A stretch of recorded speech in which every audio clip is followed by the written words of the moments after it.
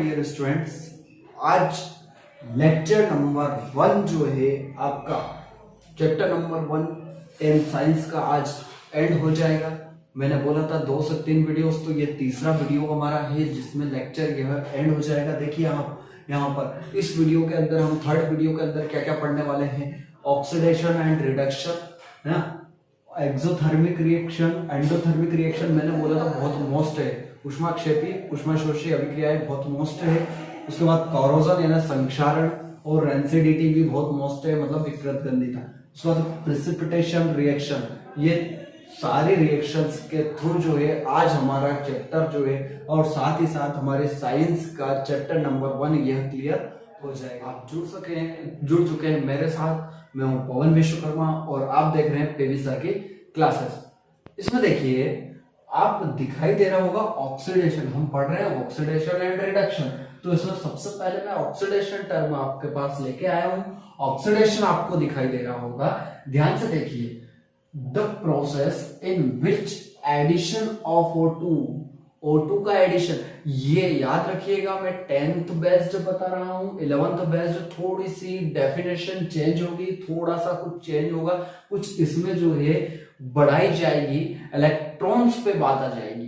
किस पे आ जाएगी? इलेक्ट्रॉन्स पे बात आ जाएगी। अभी आप जो है 10th लेवल से देखिए। The process in which edition of O2 यानी कि ऑक्सीजन का एडिशन होता है and removal of H2 hydrogen का रिमूवल होता है। ऐसी प्रोसेस जिसमें ऑक्सीजन ऐड होती है और हाइड्रोजन जो है वह रिमूव हो जाती है इज नोन एज ऑक्सीडेशन। लेकिन मैं इसमें कुछ ऐसा भी लिख दूं रिमूवल ऑफ इलेक्ट्रॉन, तो भी यह बिल्कुल सही है, जो कि 11th लेवल पे चली जाएगी। फिर उसके लिए हमें पूरी प्रोसेस उसकी पढ़नी पड़ेगी। उसके वीडियो भी मैं अपलोड करूंगा, अगर 10th वाले भी उसको देखना चाहते तो बिल्कुल देख सकते हैं, है ना। तो देखिए the process in which edition of O2 and removal of hydrogen, ऐसे प्रोसेस जिसमें O2 का जो है एडिशन होता है और हाइड्रोजन रिमूव होती है, हाइड्रोजन बाहर निकलती है, हाइड्रोजन मुक्त होती है, तो ऐसी प्रोसेस को आप ऑक्सीडेशन या ऑक्सीकरण कहते हो। क्या कहते हो? ऑक्सीकरण। फॉर एग्जांपल इससे रिलेटेड कई टर्म भी होगी, लेकिन देखिए सबसे पहले मैं एक एग्जांपल लिख रहा हूं Mg+O2। अच्छा, ये Mg+O2 इस रिएक्शन में क्या होता है कि यह Mg जो होता है इस ऑक्सीजन से ऐड हो रहा है, तो ये बन जाएगा MgO। क्या बन गया है? MgO बन गया है 2Mg। ये देखिए ऐसी कंडीशन बन गई है। लेकिन यही कंडीशन कुछ ऐसी होती, क्या होती कि इसमें रिडक्शन, मैं यहां पर कुछ वर्ड चेंज कर देता हूं। अभी तो ये वाली कंडीशन है ना। अब मैं कुछ वर्ड चेंज करके और इसको रिडक्शन की डेफिनेशन जब लिखता हूं, रिडक्शन, तो the process in which edition of, ऐसा कैसे, द प्रोसेस इन विच ऐसा कैसे ही आएगा, है ना। आप नोट डाउन कीजिएगा तो पूरा लिखिएगा, मैं पूरा कंप्लीट लिख नहीं रहा हूं, है ना। The process in which edition of O2 का एडिशन की जगह मैं क्या कर रहा हूं, addition of H2 and removal of O2 is known as reduction,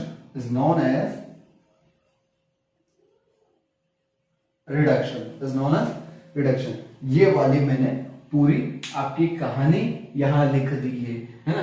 तो अब यहां क्या हो रहा है, इस वाले प्रोसेस के अंदर आपने क्या किया था, इस वाले प्रोसेस के अंदर तो O2 को जो है आपने ऐड किया था, है ना, O2 को ऐड किया था, और इस वाली प्रोसेस में H2 ऐड हो रहा है। इस वाली प्रोसेस में कौन ऐड हो रहा है? H2 आपका ऐड हो रहा है। तो H2 इस वाली प्रोसेस में ऐड हो रहा है। तो इसका एक एग्जांपल ये भी ले सकते हैं हम भाई, यहाँ Mg+O2 2Mg बोली है आपने, इसका एक एग्जांपल भाई इस तरह से भी ले सकते हैं अपन कि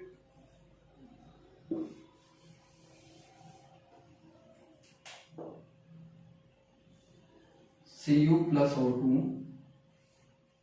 ये लिया मैंने 2CuO, 2Cu+O2 कॉपर और ऑक्सीजन ऐड हुए 2Cu O बना लिया इनने। अच्छा, यही जो कॉपर ऑक्साइड है, ये CuO आपको दिखाई दे रहा है, CuO। इसमें अगर मैं क्या करूं, H2 को ऐड कर दूं, किसको, देखना एडिशन ऑफ H2। जब H2 को ऐड किया जाएगा ना, तो क्या होगा, ऑक्सीजन बाहर निकल जाएगी। ऑक्सीजन बाहर निकल जाएगी मतलब यह, जैसे H2 को ऐड करोगे, यह H2 इस ऑक्सीजन को बाहर लेकर निकल जाएगी और ये बन जाएगी। भाई H2 तो ऐड हुआ लेकिन ऑक्सीजन को बाहर निकाल लिया और ये कॉपर ऐसी की ऐसी बन गई। ये कॉपर ऐसी की ऐसी ही बन जाती है। तो ये कंडीशन देखो, यहां क्या हो रहा था, जब ऑक्सीजन ऐड हो रही थी, कॉपर ऑक्साइड बन रहा था। भाई इसी कॉपर ऑक्साइड में आपने हाइड्रोजन को ऐड किया तो क्या बन गया, कॉपर तो बाहर निकल गया और ऑक्सीजन को वापस से हाइड्रोजन लेकर चला गया, तो वापस आपके पास कौन बच गया, कॉपर बच गया। वापस कौन बच गया, कॉपर बच गया। तो यह कंडीशन होती है। ऐसी प्रोसेस कुछ भी नहीं करना, नोट्स के अंदर और एग्जाम के अंदर भी एक ही चीज आपको लिखनी है। क्या चीज लिखनी है, ऑक्सीडेशन यानी कि ऑक्सीकरण क्या होता है, the process in which edition of O2 का addition and removal of H2 का रिमूवल क्या कहलाता है, एडिशन ऑफ ऑक्सीजन। ये आपको एक एग्जांपल देना है, साथ ही साथ देखिए रिडक्शन ना, addition of H2 and removal of O2 is known as reduction. Clear है, ये एग्जांपल आपको देना है। अब इन दोनों को ही मैच कर कर, इन दोनों को ही एक साथ, अगर ऐसी रिएक्शन जिसमें एडिशन और साथ ही साथ रिडक्शन दोनों एक साथ होती है, तो ऐसे रिएक्शन, वैसे तो एडिशन और रिडक्शन हमेशा एक साथ ही होती है, तो जब एडिशन और रिडक्शन दोनों ही एक साथ होती है तो ऐसी अभिक्रियाओं को हम रेडॉक्स अभिक्रिया बोलते हैं। क्या बोलते हैं, रेडॉक्स अभिक्रिया हम बोलते हैं जब रिडक्शन और साथ ही साथ ऑक्सीडेशन एक साथ होती है, तो उन अभिक्रियाओं को आप क्या बोलते हो, रेडॉक्स अभिक्रिया। लिख देता हूं मैं, हेडिंग लगा देता हूं, रेडॉक्स अभिक्रिया, रेडॉक्स रिएक्शन। तो ध्यान से देखिए, रेडॉक्स रिएक्शन जो हेडिंग लगी हुई है, इसमें क्या होता है कि इसके अंदर ऑक्सीडेशन भी होगा, साथ ही साथ एक और क्या होगा, रिडक्शन भी होगा। रिडक्शन भी इसके अंदर होगा, मतलब इस प्रोसेस में आपको ऑक्सीडेशन भी मिलेगा और रिडक्शन भी मिलेगा। जब दोनों एक साथ होती है तो उसे बोलते हैं हम रेडॉक्स अभिक्रिया। एक एग्जांपल आपको दे दिया जाए, है ना, तो ये रहा आपका एग्जांपल, CuO प्लस H2। तो ये बनाया Cu प्लस H2O। यहां देखिए थोड़ा सा, ये H2 जो है, इस H2 ने इस ऑक्सीजन को लिया, इस H2 ने इस ऑक्सीजन को लिया और क्या बना लिया भाई, H2O।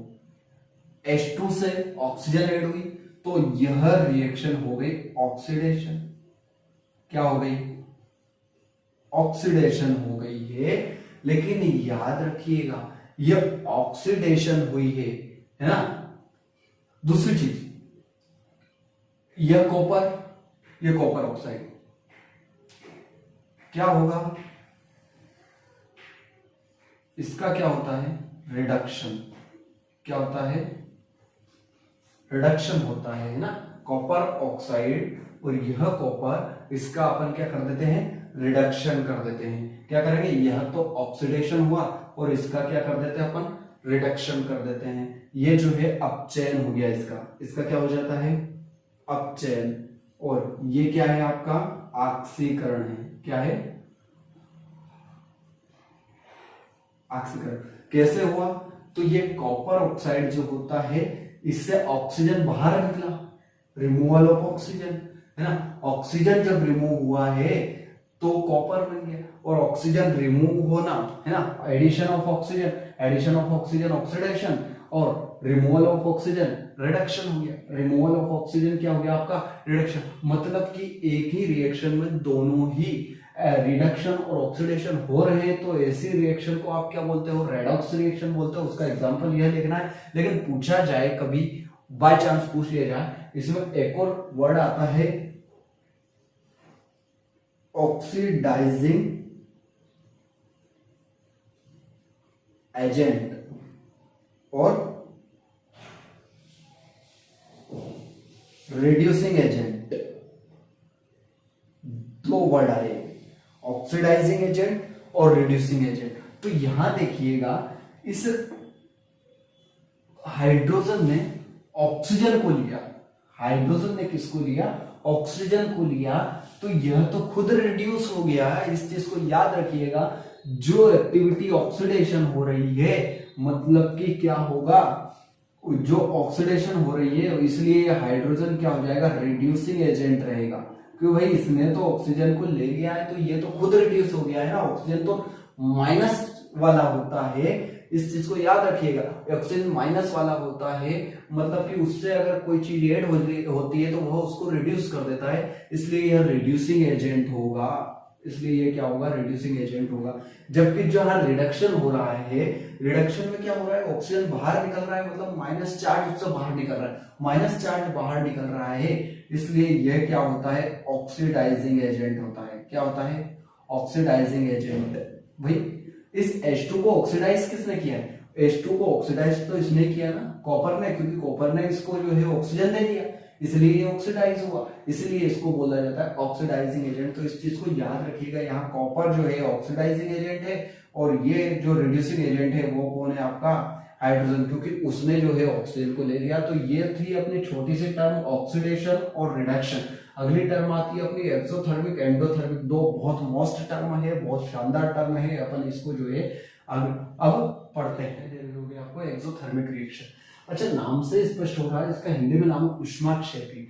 कुछ ऐसी रिएक्शंस होती है जिनमें दो रिएक्टेंट को जब आपस में मिला देते हो आप, तो आपस में मिलाने पर उन रिएक्टेंट के बाद जो प्रोडक्ट बनता है या प्रोडक्ट बनते समय हीट बहुत मात्रा में या लार्ज क्वांटिटी में हीट जो होती है वह निकलती है, बहुत ही ज्यादा हीट निकलती है ना, या एनर्जी निकलती है, उसी को हीट को अपन क्या बोल रहे हैं, एनर्जी निकलती है। तो ऐसे रिएक्शन जो होती है वो क्या कहलाती है, एक्सोथर्मिक रिएक्शन। नाम से स्पष्ट हो रहा, ऊष्माक्षेपी, ऊष्माक्षेपी, क्षेपी मतलब छोड़ना, निकलना, तो ऊष्मा निकलना है ना, अभिक्रिया के दौरान जो ड्यूरिंग द रिएक्शन क्या होता है, हीट रिलीज होती है। तो ऐसे रिएक्शन को आप क्या बोलते हो, एक्सोथर्मिक। नोट लगाइएगा, द केमिकल रिएक्शन, यानी कि ऐसी chemical reaction occur with evolution, evolution यानी निकलना, ऑफ हीट यानी हीट निकलती है, विद द प्रोडक्ट है ना, प्रोडक्ट के साथ जो है क्या निकलती है, हीट भी निकलती है, आर कॉल्ड एक्सोथर्मिक रिएक्शन। तो उसे एक्सोथर्मिक रिएक्शन अपन बोलते हैं। इसका एग्जांपल देखिएगा, एग्जांपल काफी सारे एग्जांपल दूंगा आप, कोई सा भी एग्जांपल आप जो है लिख के आइए। जैसे C+O2 क्या बनाएगा, C+O2, जी हाँ बिल्कुल सही गेस किए हैं आप, C+O2 बराबर इसने बना लिया C+O2, ये देखिए भाई CO2 बना लिया, लेकिन साथ ही साथ क्या निकल गई, प्लस हीट, प्लस क्या निकल गई, प्रोडक्ट के साथ हीट निकल गई है ना। अब देखिए यह सॉलिड है, यह कोक, यह सॉलिड है, यह गैस है, और ये भी क्या है, आपकी गैस है। इस तरह से पहली रिएक्शन कंप्लीट होती है। इसी तरह से दूसरी रिएक्शन जैसे H2O जब बनाते हो, H2 प्लस O2, तो ध्यान से देखना, H2 और O2 जब बनता है, जब मिलता है तो बनाता है वो H2O है ना, मैंने बैलेंस भी कर दिया इसको, 2H2 प्लस O2, तो बना लिया 2H2O है ना। ये क्या है, गैस, ये क्या है, गैस, ये क्या है, लिक्विड, प्लस साथ ही साथ एक और क्या निकल जाती है, इसमें हीट निकल जाती है, साथ ही साथ क्या निकल जाती है, हीट निकल जाती है। ऐसे और भी इक्वेशंस हो सकती है ना, CH4 plus O2, CH4 plus O2, तो इसमें क्या होता है, CO2 plus H2O, CO2 plus H2O, लेकिन CO2 gas, H2O liquid, CH4 gas, oxygen क्या है, gas, plus plus heat, heat भी निकली। ऐसी और भी रिएक्शन है, H2 plus Cl2 2HCl plus ये निकल गई हीट, है ना, H2 gas, Cl2 gas, HCl gas. ये कुछ रिएक्शंस हैं। अब इसके साथ ही साथ एक नॉलेज वाली बहुत अच्छे से इसका पहले तो स्क्रीनशॉट ले लेंगे, ले लिया। अब ध्यान से देखिए, कुछ नॉलेज वाली बहुत अच्छे से क्वेश्चन भी आता है उससे रिलेटेड, और वही क्वेश्चन मैं बता रहा हूं कि जो रिस्पिरेशन होती है ना, रिस्पिरेशन भी क्या होती है, एक एक्सोथर्मिक केमिकल रिएक्शन है। रिस्पिरेशन भी एक्सोथर्मिक केमिकल रिएक्शन है। क्वेश्चन उठकर आ जाता है सीबीएसई लेवल पे, स्टेट लेवल पे क्वेश्चन उठ के आ जाता है कि श्वसन एक ऊष्माक्षेपी अभिक्रिया है, कारण बताइए, है ना। तो एक एक्सोथर्मिक रिएक्शन है। ये क्यों होती है, तो भाई जब आप भोजन करते हो, भोजन जब करते हो तो क्या होता है, वो भोजन छोटे छोटे टुकड़ों में टूटता है, उसका डाइजेशन होता है। डाइजेशन जो होता है किसके थ्रू होता है भाई, HCl के थ्रू होता है। डाइजेशन हुआ, डाइजेशन के बाद जो होता है सेल्स तक जाता है वो भोजन। वो डाइजेशन के बाद जो होता है किसके थ्रू जाता है, सेल्स के पास जाता है। वहां पर होता है भाई ग्लूकोज, क्या जाता है उस डाइजेशन के थ्रू। तो डाइजेशन जब हुआ तो वो ग्लूकोज में कन्वर्ट हो गया, ग्लूकोज फ्रक्टोज। तो यह जो ग्लूकोज होता है, यह ग्लूकोज क्या करता है, ऑक्सीजन से मिलता है। सेल्स के पास पहले से ऑक्सीजन है, तो यह ग्लूकोज जब ऑक्सीजन से मिलता है तो क्या होता है, ध्यान से देखिए। ये थोड़ा सा मैं रफ कर देता हूं, इधर आपको बता देता हूं। देखिए कंडीशन होती है, ये ग्लूकोज आपका C6H12O6 ग्लूकोज, है ना, प्लस किससे मिलेगा, ये एक्वस फॉर्म में है भाई, अभी किस फॉर्म में है, एक्वस फॉर्म में, ठीक है। जब यह O2 से मिलता है, अब O2 याद रखना आपको 6O2 लेनी पड़ेगी। वैसे बैलेंसिंग के इक्वेशंस मैंने करवा रखी है, अगर फिर भी आपको बैलेंसिंग नहीं आती है तो आप क्या करें, डिस्क्रिप्शन बॉक्स में जाइए या फिर आई बटन पर जाइए, वहां पर जाकर बिल्कुल आप लिंक खोलिए। उस लिंक पर आपको जो है how to balance chemical equations मिल जाएगा।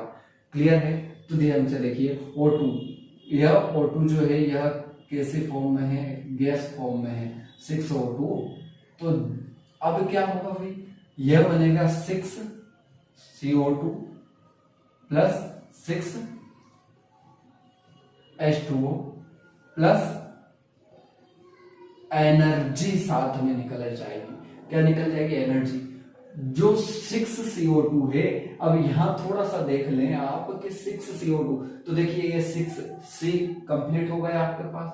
ऑक्सीजन देखिए 6 यहां थे आपके पास, और देखिए 6 दूना 12, 12 और 6 18 हो गए, 6 6 दूना 12 और 6 18 कंप्लीट हो गए आपके ऑक्सीजन ना। हाइड्रोजन देखिए 12 हाइड्रोजन थे, 6 दूना 12 हाइड्रोजन कंप्लीट हो गए, तो ये बैलेंस है आपकी, है ना। अब यहां पर होती है क्या कि ये CO2 तो आप बाहर निकाल देते हो, किस फॉर्म में, सांस के थ्रू जो है आप बाहर निकाल देते हो, इनहेलेशन एक्सहेलेशन, तो एक्सहेलेशन के थ्रू इसको बाहर निकाल देते हो, है ना। अब बचता है H2O को यूज कर लिया जाता है, और एनर्जी को सेल्स जो होती है वह क्या करती है, लेती है, और उसको जो है रिस्पिरेशन के थ्रू लेती है, और साथ ही साथ क्या हो जाती है, वो सेल्स जो होती है ग्रोथ करती रहती है। लेकिन एनर्जी निकले ना, मैंने बोला, वही तो बोला भाई मैंने, एनर्जी, और एनर्जी ही आपकी क्या है, ये तो हीट है। और इसी कारण से यह हीट जो निकल रही है, ग्लूकोज का ऑक्सीडेशन जब हो रहा है, और जब यह हीट निकल रही है,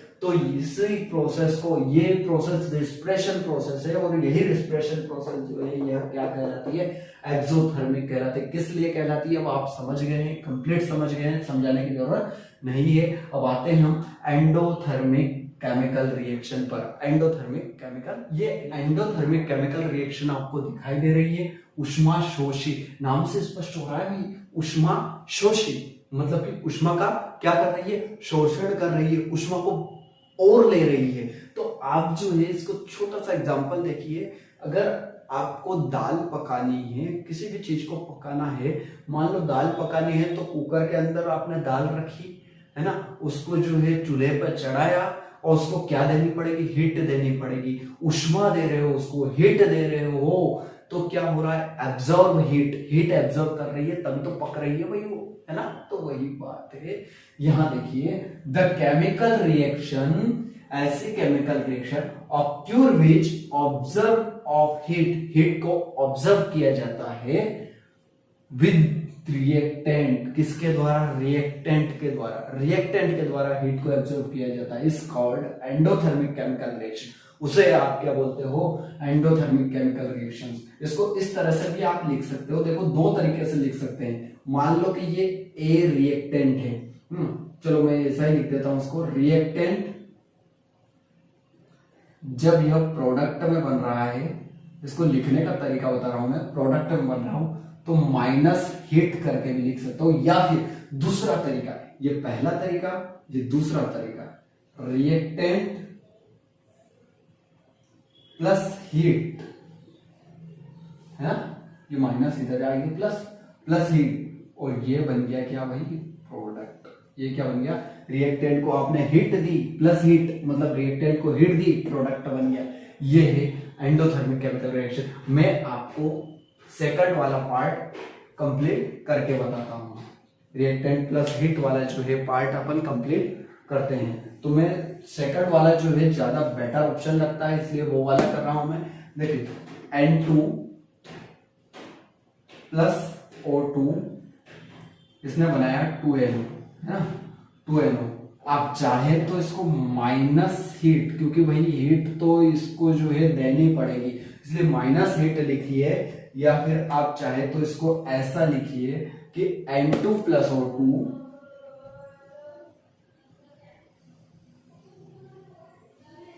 प्लस हीट, इसने बनाया 2NO, है ना।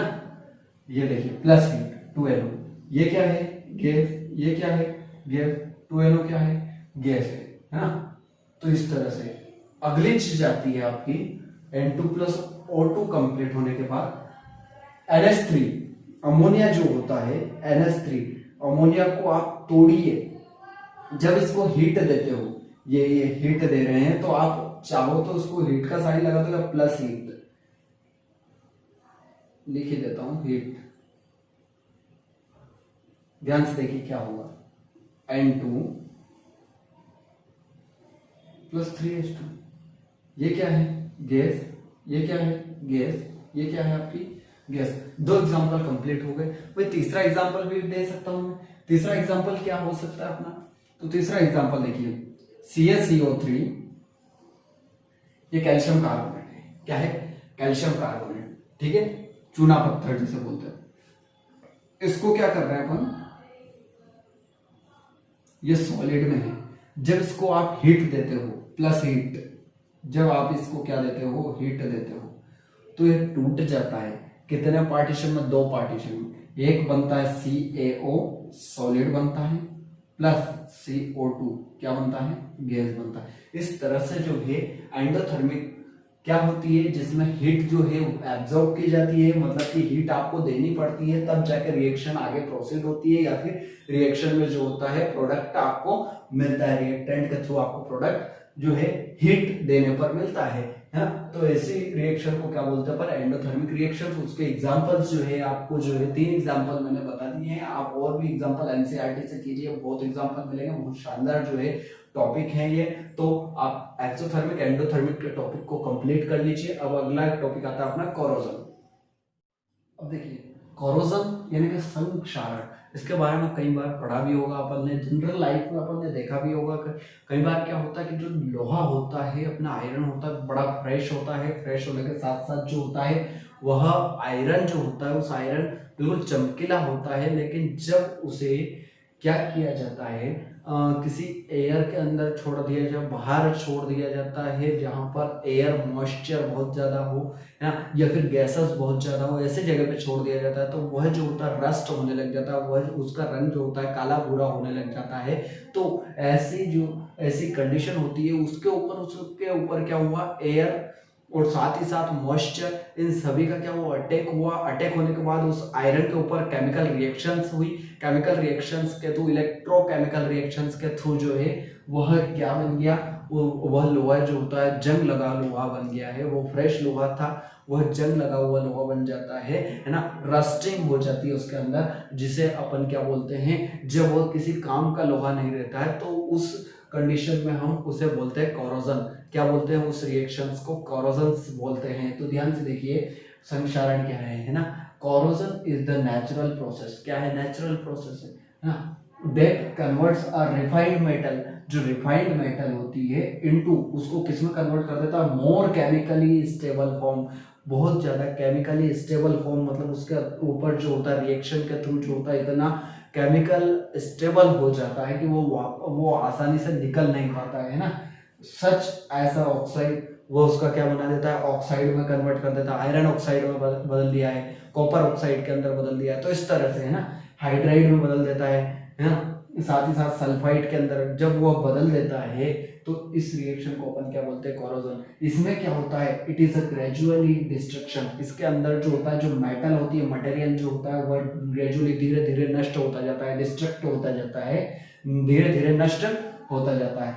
किसके थ्रू, केमिकल और इलेक्ट्रोकेमिकल रिएक्शंस। अब केमिकल इलेक्ट्रोकेमिकल रिएक्शंस जो होती है कोरोजन के थ्रू क्या होती है, किस तरह से होती है, तो ये वाली जो क्लियरिटी है, इन सभी को मैं जो है क्लास 12th के अंदर क्लियर करूंगा। अभी 10th के बेसिक सिलेबस में बस इतना ही है, इसलिए मैं बस इतना ही पढ़ाना चाहता हूँ, आपको ज़्यादा डीप में नहीं ले जाना चाहता हूँ। लेकिन हाँ, अगर डीप में पढ़ना चाहते हैं तो आप 12th के जो है लेक्चर्स आप जरूर देख ले। चैप्टर 3 केमिकल काइनेटिक्स के अंदर वो लेक्चर्स मिल जाएंगे आपको। क्लियर है, तो ये वाली कंडीशंस सारी आपको क्लियर होनी चाहिए। अब ध्यान से देखिए, क्वेश्चंस यहाँ से बनकर आता है।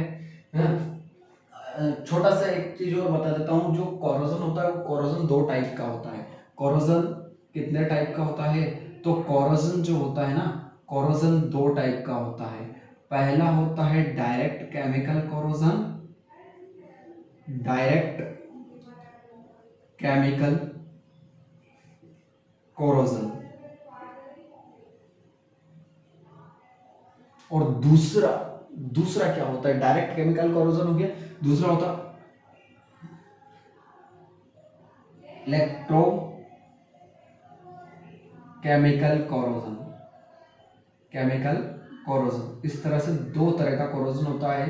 पूछा नहीं जाता है जनरल नॉलेज के लिए। ये जो होता है ड्राई होता है, कैसा होता है, ड्राई कोरोजन होता है। और ये वेट कोरोजन होता है, कैसा होता है, वेट कोरोजन। कैसे ड्राई और वेट किस तरह से, तो ध्यान से देखिए, सुनिए कि भाई अगर कहीं पर आपने ऐसा किया हुआ, कोई मान लो कि कोई लोहा लेके आए हो, कोई मेटल लेके आए हो, उस मेटल को क्या किया आपने, ऐसे कमरे या ऐसे एटमॉस्फेयर के अंदर रख दिया जहां पर हाइड्रोजन सल्फाइड हो, कार्बन डाइऑक्साइड हो, ऑक्सीजन बहुत ज्यादा मात्रा में है, ऐसी जगह पे अगर आपने रख दिया है तो वह डायरेक्ट उसके अंदर केमिकल रिएक्शन हो जाएगी, वह डायरेक्टली कोरोड हो जाएगा, डायरेक्टली उसके अंदर क्या हो जाएगा, जंग लगने लग जाएगी। तो उसे बोलते हैं डायरेक्ट केमिकल, मतलब ड्राई, है ना। किसी तरह से कोई वाटर उसके अंदर, वाटर जो है उसने रिएक्ट नहीं किया है। अधिकतर यह जो होता है इंडस्ट्री, बड़ी बड़ी इंडस्ट्री के अंदर ये ड्राई केमिकल कोरोजन, क्योंकि वहां पर जो होती है गैसेस निकलती है, और गैसेस जो होती है वो एटमोस्फियर में क्रिएट हो जाती है और डायरेक्टली मेटल से रिएक्ट करती है। तो इस तरह का जो होता है इंडस्ट्री के अंदर, बड़ी बड़ी इंडस्ट्री के अंदर ड्राई कोरोजन देखा जाता है। अगला आता है इलेक्ट्रोकेमिकल कोरोजन। इलेक्ट्रोकेमिकल कोरोजन जो होता है यह वेट, इसमें क्या होता है कि वाटर मॉलिक्यूल, ऐसे एटमॉस्फेयर के अंदर आपके मेटल है जहां पर कुछ क्वांटिटी में CO2 हो, O2 हो, और कहीं ना कहीं जो है वहां पर क्या होती है, कहीं ना कहीं उस जगह जो है वाटर मॉलिक्यूल जरूर है। जैसे ही वाटर का मॉलिक्यूल आपके मेटल के ऊपर गिरा, फर्स्ट स्टेप वहीं से जो है कोरोजन की फर्स्ट स्टेप वही होती है। तो क्लियर है, इस तरह से कोरोजन का टाइप भी मैंने बता दिया आपको। अब एक चीज याद रखिएगा कि एक क्वेश्चन CBSE एमपी बोर्ड कहीं भी आ सकता है कि भाई इस कोरोजन से जो है बचाव के उपाय क्या है, प्रिवेंशन जो है मेजरमेंट क्या है। तो ध्यान से देखिए, इस कोरोजन से बचाव का उपाय में आप सबसे पहले तो ये देख लीजिए, बाय पेंट, है ना, उस मेटल को क्या कर दो, आप पेंट कर दो, मेटल को क्या कर दिया जाता है, पेंट कर दिया जाता है वार्निश से या किसी भी पेंट से जो है इसको पेंट कर दिया है ना। अब दूसरी चीज आती है, चलो पेंट कर दिया, पहली होगी। दूसरा है गैल्वेनाइजेशन, गैल्वेनाइजेशन। इसमें क्या किया जाता है, जिंक या कैडमियम की जो परत होती है वह परत किसके ऊपर चढ़ा दी जाती है, अपने जो मेटल होती है उस मेटल के ऊपर जिंक या की परत चढ़ा दी जाती है। ज्यादातर जो होते हैं ये दो ज्यादा से ज्यादा पूछे जाने वाले हैं कि कम से कम आप दो प्रिवेंशन मेजरमेंट उसके बताइए जिससे कि कोरोजन को हम रोक सके, है ना। तो यह जो है दो मैंने आपको प्रिवेंशन मेजरमेंट जो है वह बता दिए हैं। इस तरह से आपका कोरोजन दी एंड होता है। और अब आता है रेंसिडिटी। कौन सा आता है, रेंसिडिटी। तो हम देखते हैं अब रेंसिडिटी के बारे में। अब आती है रेंसिडिटी, इसको हिंदी में बोलते हैं विकृत गंधिता, है ना। तो देखो रेंसिडिटी क्या होती है कि हमने देखा होगा चिप्स है या फिर किसी तेली चीज है जैसे कि सेव है, नमकीन है, इनको अगर कहीं खुले में हम छोड़ देते हैं या ज्यादा दिनों तक रख लेते हैं तो भाई उस पर क्या होता है कि बहुत खतरनाक तरीके से जो है बदबू वह उनके अंदर से आने लग जाती है। तो यह जो चीज होती है वही तो रेंसिडिटी है, वही तो विकृत गंधिता है। इसमें क्या होता है कि वो मटेरियल जो होता है, फैट्स और ऑयल्स जो होते हैं, वो फैट्स और ऑयल जो होते हैं वो ऑक्सीडाइज्ड हो जाते हैं या फिर हाइड्रोलिसिस उनका हो जाता है, उनसे वाटर निकल जाता है या फिर वो जो है ऑक्सीडाइज्ड हो जाते हैं। तो ऐसी कंडीशन को जो है हम क्या बोलते हैं, रेंसिडिटी बोलते हैं, जिसमें अनप्लेजेंट यानी कि एक खतरनाक सी बदबू आने लग जाती है, बहुत ही गंदी बदबू उसके अंदर से आने लग जाती है, तेज बदबू उसके अंदर से आने लग जाती है। तो रेंसिडिटी इज द प्रोसेस, ऐसी प्रोसेस इन विच कंप्लीट और इनकम्प्लीट, कंप्लीट और इनकम्प्लीट मतलब पूर्ण और अपूर्ण दोनों ही, ऑक्सीडेशन भी होगा, हाइड्रोलिसिस भी होगा, दोनों में से एक चीज कभी भी हो जाती है। और फैट्स एंड ऑयल्स, फैट और ऑयल का ऑक्सीडेशन और रिडक्शन यानी कि इनमें ऑक्सीजन है, ये चीजें अगर ऐड होती है या फिर हाइड्रोजन बाहर निकलता है, तो ऐसी कंडीशन में जब हम इसको क्या करते हैं, एयर, लाइट, मॉइस्चर, इसके अंदर अगर हम इसको रखते हैं तो उसमें से क्या होता है कि उनका कंप्लीट या इनकम्प्लीट फॉर्म में जो है ऑक्सीडेशन हो जाता है या हाइड्रोलिसिस हो जाता है, जिसका रिजल्ट क्या होता है, ये अनप्लेजेंट टेस्ट और ऑर्डर। उनका जो टेस्ट होता है वह भी एक तीखा हो जाता है, साथ ही साथ ऑर्डर भी उसका क्या होता है, बहुत तीखी बदबू उसके अंदर से आने लग जाती है। तो ये रेंसिडिटी आपकी कंप्लीट होती है। दूसरी चीज, रेंसिडिटी के रिलेटेड ही कुछ क्वेश्चंस मैं आपको बता देता हूँ। इससे रिलेटेड कुछ क्वेश्चंस में ऐसा क्वेश्चन पूछा जाता है भाई जो आचार है, साथ ही साथ ऑक्सीजन, बात आती है कि जो नाइट्रोजन है या फिर अपन क्या करते हैं, चिप्स जो लाते हैं उन चिप्स के पैकेट जो होते हैं वो नाइट्रोजन से फ्लश्ड किए जाते हैं। किससे फ्लश्ड किए जाते हैं, नाइट्रोजन से फ्लश्ड किए जाते हैं। तो ऐसा क्यों, तो नाइट्रोजन से फ्लश्ड करने का नियम यह है कि भाई ऑक्सीजन अगर होगा तो ऑक्सीजन क्या करेगा, वो फैट्स और ऑयल को ऑक्सीडाइज आसानी से कर देगा। इस कारण से ये जो पैकेट बंद भोज्य पदार्थ जो होते हैं यह फूड मटेरियल क्या हो जाते हैं, अनप्लेजेंट टेस्ट और ऑर्डर से। इस कारण से इनका जो होती है बिक्री भी नहीं हो पाती है, साथ ही साथ कोई इंसान इसको लेगा भी नहीं। तो क्या होगा कि उसको क्या किया जाता है, ऑक्सीजन को बाहर निकाल दिया जाता है और N2 नाइट्रोजन को उसके अंदर फ्लश्ड कर दिया जाता है। नाइट्रोजन क्या होती है कि अगर बाय चांस कहीं ना कहीं थोड़ी ऑक्सीजन बच भी गई हो तो ये नाइट्रोजन क्या करती है, एक तरह से यहाँ पर ऐसा एटमॉस्फेयर क्रिएट करेगी, एक अक्रिय एटमॉस्फेयर यहाँ पर क्रिएट कर देगी, जिससे वह क्या नहीं करने देगी, ऑक्सीजन को इस फैट से रिएक्ट नहीं करने देगी, है ना। तो इस कारण से चिप्स और जो अदर जो पैक्ड फूड मटेरियल होते हैं उनको क्या किया जाता है, नाइट्रोजन से फ्लश्ड किया जाता है। तो ये वाला क्वेश्चन भी आपको यहाँ पर कंप्लीट होता है, इसको भी आप जो है अपने हिसाब से लिख लीजिएगा। अगली आती है प्रेसिपिटेशन रिएक्शन। कौन सी रिएक्शन, प्रेसिपिटेशन रिएक्शन, है ना। तो प्रेसिपिटेशन रिएक्शन के बारे में अपन एक और पढ़ लेते हैं, उसके बाद अपना लेक्चर दी एंड करते हैं। अब आपको दिखाई दे रही है ये डेफिनेशन। तो ये डेफिनेशन किसकी, प्रेसिपिटेशन रिएक्शन की, प्रेसिपिटेशन